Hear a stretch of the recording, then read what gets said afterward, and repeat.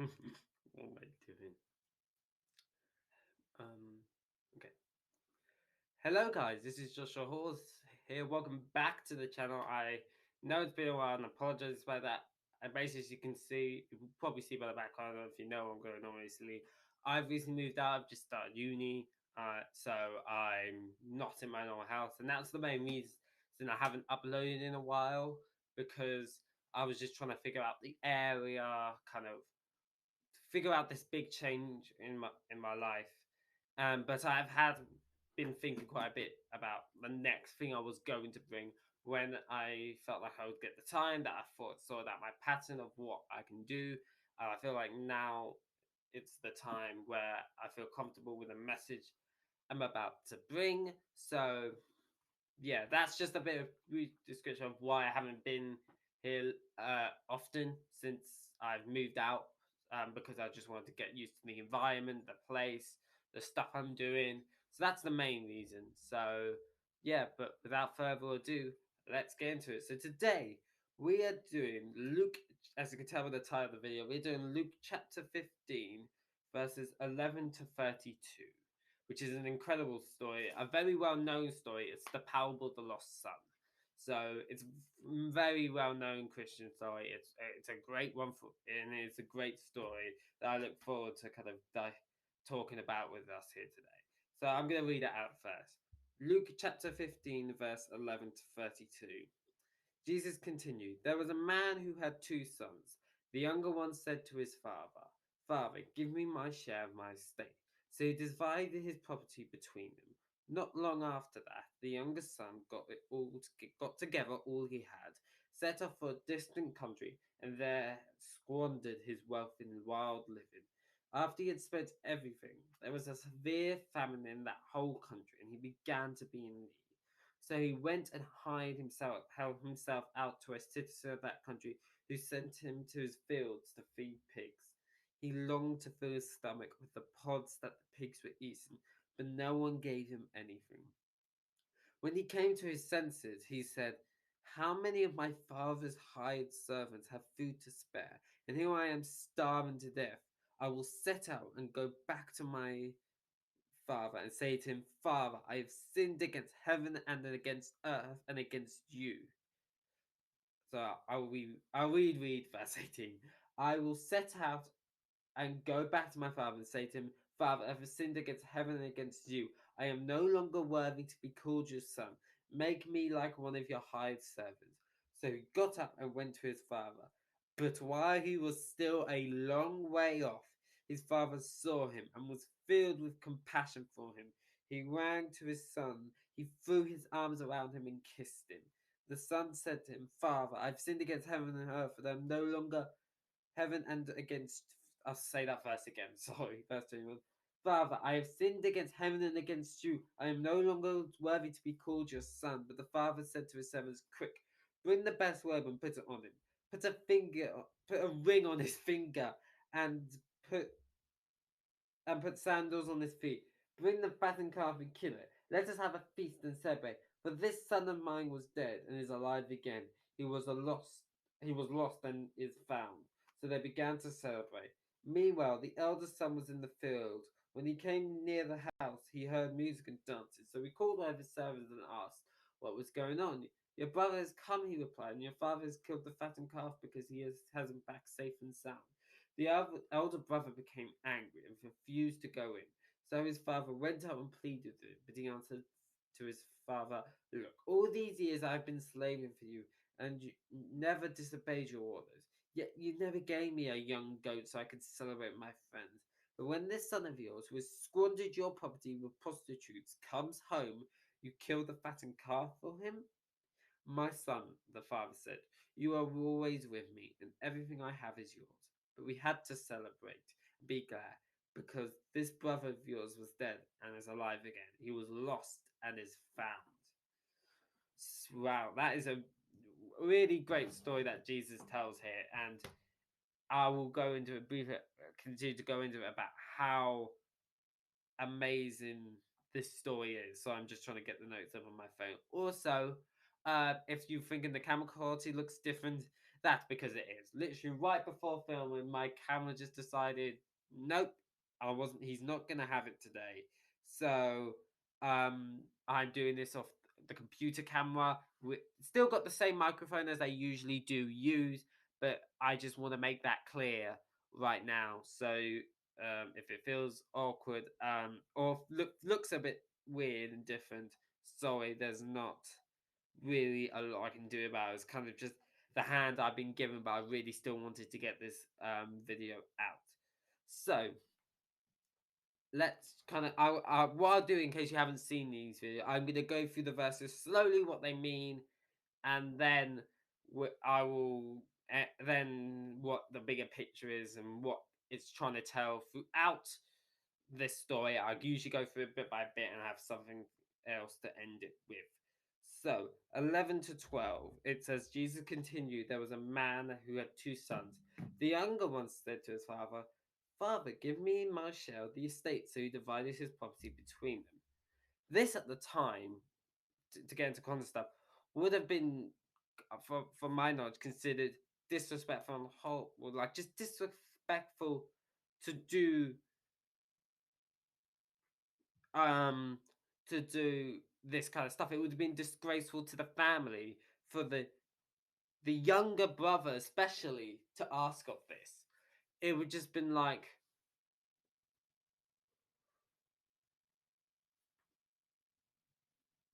it's just something sorry, I had a moment there. It's just something you wouldn't do. It's just not considered respectful of the family.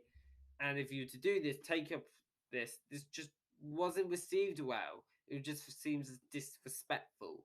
So that's one thing to consider. It's the amount of disrespect this young person has just done by asking of this.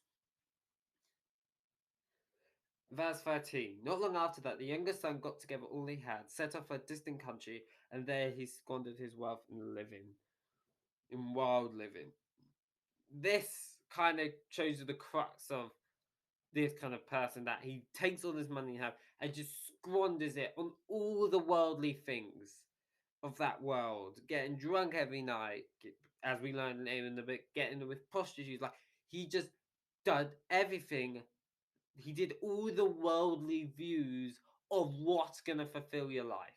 He did all the earthly things, squandered his life, squandered his money that the father, before he was allowed to, gave him his share of. Before it was time to, after the younger brother asked, and he goes and takes his money and squanders it in the world living and the ideas of what satisfies its enjoyment in our life. So that is something very interesting to consider. That stuff he was doing was very worldly things, and it says that he squandered it. He squandered everything he had for the worldly things. With it, squandered all his money for the worldly things. And I think that's something we need to take serious, because it's not saying that as Christians we shouldn't be involved in pop culture and the world, but we need to be very careful that we don't become conformed to it and it doesn't contrude or go against what the Bible says. That is something very important. 14 to 16. After he spent everything, there was a severe famine in that whole country, and he began to be in need. So he went and hired himself out to a citizen who sent him to his field to feed the pigs. He longed to fill his stomach with the pods that the pigs were eating, but no one gave him anything. And this just kind of goes the awful position that he's put himself in. It kind of goes in really in depth with the human kind of thing for a very short story, because it kind of shows his regret and his shame and his guilt. Like he's just so, I think, ashamed of himself, because he knows the reason why he's in this bad of a situation. Yes, there's a famine, but he knows the reason he's in this dire of a situation is because he squandered his money and left his family to go with his half portion of the money and squandered his life, all his money. That's why he's in this place. This is a situation of his own causing, but he just feels ashamed and guilt full of him that it really plays him, and he just wants something. And he's at a point where he wants the food that the pigs are getting fed because he's in that low of a situation. So it's just kind of goes into the human way of when we regret something, we can feel guilt and shame that can kind of consume us to a dangerous point. And I think that's what he's trying to get here because he is really, it seems, ashamed of what he done. Especially if you go and read onwards, he's ashamed of it, and he just wants to get out of this mess that he caused, and he knows he's caused. So yeah, 17 to 19. When he came to his senses, he said, "How many of my father's hired servants have food to spare? And here I am starving to death. I will set out and go back to my father and say to him, Father, I have sinned against heaven and against you. I am no longer worthy to be called your son. Make me like your hired servants." So shows him um this kind of shows that obviously in the brief of the story he realizes I'm here and my father's servants are not in as bad a situation as me. But he's fearful to it obviously still shows that especially we go forward, he's probably gonna be fearful to come back to it, his father, but he knows he kinda has to. But the real thing I want to say is the first part. When he came to his senses. I think this is him realizing that this isn't the way to live and decides he wants to live with his father as his servant to serve him. And I think that's always kind of the part of the Christian of any Christian story, a part you've got to realize when you become a Christian, like that the worldly view of life is not the true way to live life. That's not the way God intended for us to live life. So when it says he came to his senses, this is him realizing like this isn't the way to live. I don't deserve any better. He doesn't believe he deserves any better, but this isn't. He knows that this isn't the way to live, and he decided he'd much rather be his father's servant. Sorry, I've lost the verse. He much. Sorry, I lost the page. He'd much rather be his father's servant the father, and then live in this lifestyle. That and I think that's a very important part of our Christian faith that's happening here. That you part of becoming a Christian is that you've got to, in some way, shape, or form, acknowledge that this life is that what the world brings to life isn't what life is. That isn't the fulfillment of life. I'll be now be reading chapter 20 to 24. So he got up and went to his father, but while he was still a long way off, his father was filled with compassion for him. He ran to his son, threw his arms around him, and kissed him. Then the son said to him, Father, I have sinned against heaven and against you. I am no longer worthy to be called your son. But the father said to his servants, Quick, bring the best robe and put it on him. Put a ring on his finger and sandals on his feet. Bring the fattened calf and kill it. Let's have us a feast and celebrate, for this son of mine was dead and is alive again. He was lost and is found. So they began to celebrate. This part is just kind of the fulfillment of this person's journey. That he is filled with this shame and this guilt that is stuck with him on his journey back to his father. And you have to think, what would he have been feeling? He would have been felt guilty. He was probably fearful that his father was going to reject him. He was just probably full of fear. Like, is he going to accept me? And this is the father's represent, I believe, our relationship with God. He embraces his brother and he just embraces him, and he just feels love and compassion for him. His compassion for him, and when his son says to him, Father, I sinned against heaven and against you. I'm no longer worthy to be called your son. He doesn't get a chance to finish that statement because he obviously said, I'm no longer worthy to be called your son. Make me one of your hired servants. That was what he was planning to say, probably reciting it on his way. But he doesn't even get a chance to finish it. And his father has already embraced him. This is a brilliant analogy for us coming to the Father. Before we can fully before we even finish devoting ourselves to God, when we start to devote ourselves to God, even at the start, before we even get a chance to finish, God embraces us and has compassion over us, and it's an analogy of coming back and being found. You were lost, but you've been found in Christ. This is what this analogy means, and I love that part of the story. That you're once again found through God. That which this is probably one of my favorite analogies in the entire Bible because it's just very powerful, and it's just incredible to see this coming to back to the Father and the forgiveness by His Father, which is the forgiveness we receive when we come back to God. Now, 25 to 31, the last part. 25 to 31. I mean, 25 to 32, sorry. Meanwhile, the eldest son was in the field. He came to the house. He heard music and dancing. So he called one of his servants and asked him what was going on. Your brother has come, he replied, and your father has killed the fattened calf because he has him back safe and sound. The elder brother became angry again and refused to let go to go in. So his father went out and pleaded with him, but he answered to his father, "Look, all these years I've been slaving for you and never disobeyed your orders, yet you never gave me a young goat so I could celebrate with my friends. But this son of yours, who has squandered your property with prostitutes, comes home. You killed a fattened calf for him? My son," the father said, "you are always with me, and everything I have is yours. But we had to celebrate and be glad because of this brother of yours was lost. His brother of yours was dead and is alive again. He was lost and it is found."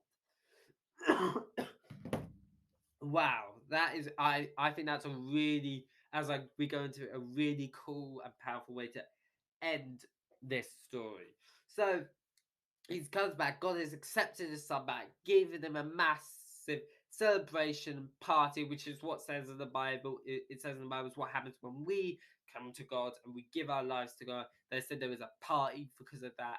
So it's to, I believe, to replicate that, and it's just this, and the older brother comes in, who, and this is why I think this kind of shows the incredible story Jesus was telling here, because he was adding this older brother because for the people that would have been like, hang on a minute, he's squatters like did the young like that would have had the same thoughts his older brother had. That's why he added this into the story, and this is when you know you tell a great story because it's that it's supposed to speak to people and make people think about life, because it's added this part about the older brother for those people who are doubting that the father should have even accepted him, and I think that's um good, and I think that just shows how wise Jesus was when telling this story and thought about it very clearly.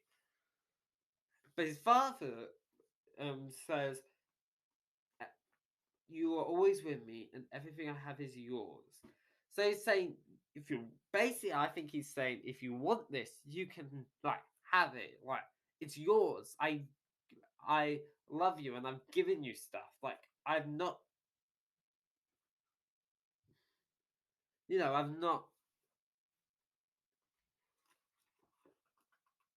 Yeah, it's just. I'm sorry, my brain went back. So he says like everything I have is yours. This can be yours. If you want the power, you can have it. If you want to come to me as your son, my son, and not as the worker, and you want me to be thankful for you and show that it's all yours. Now come into the party and celebrate.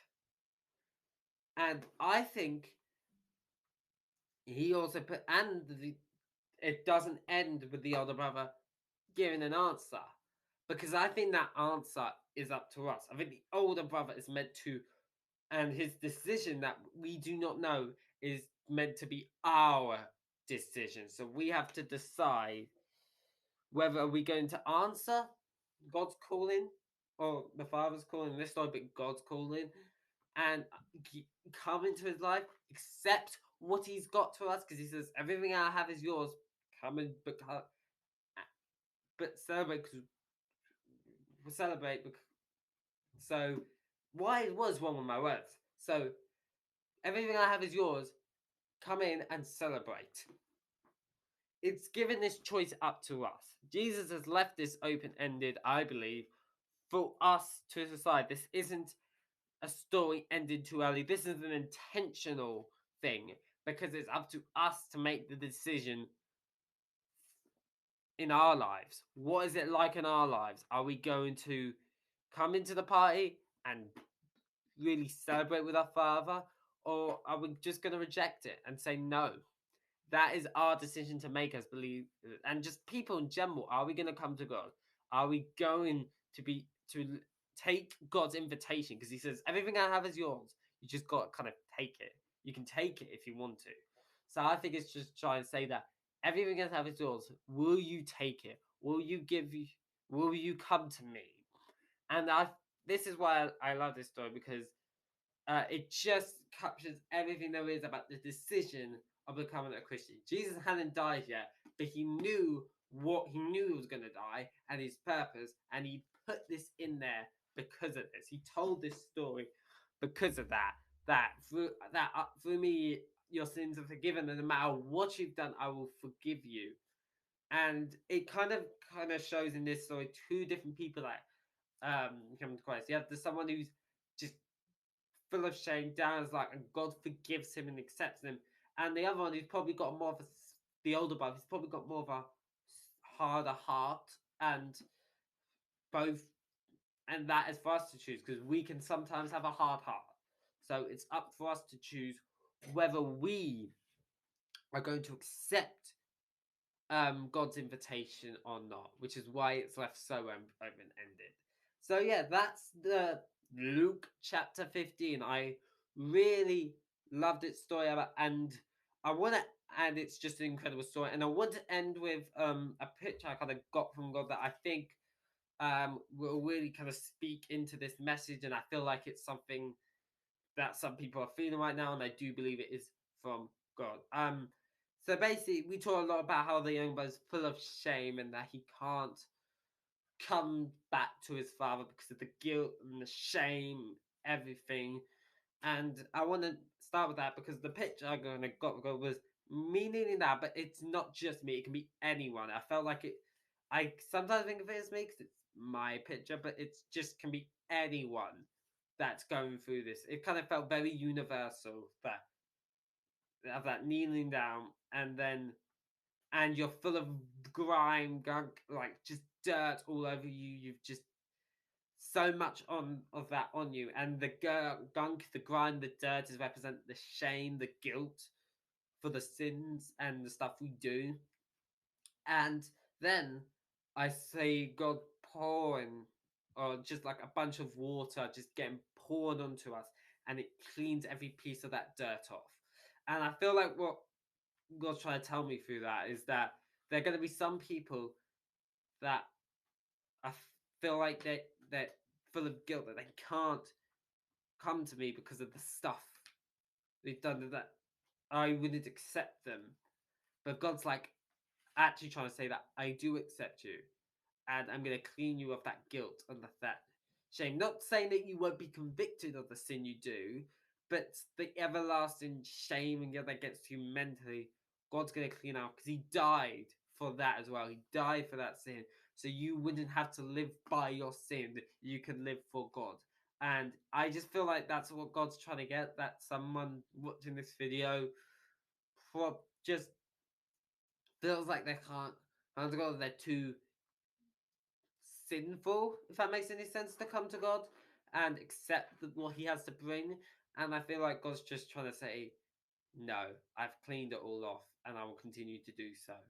So I just want to end with that because I felt very strongly that this was from God.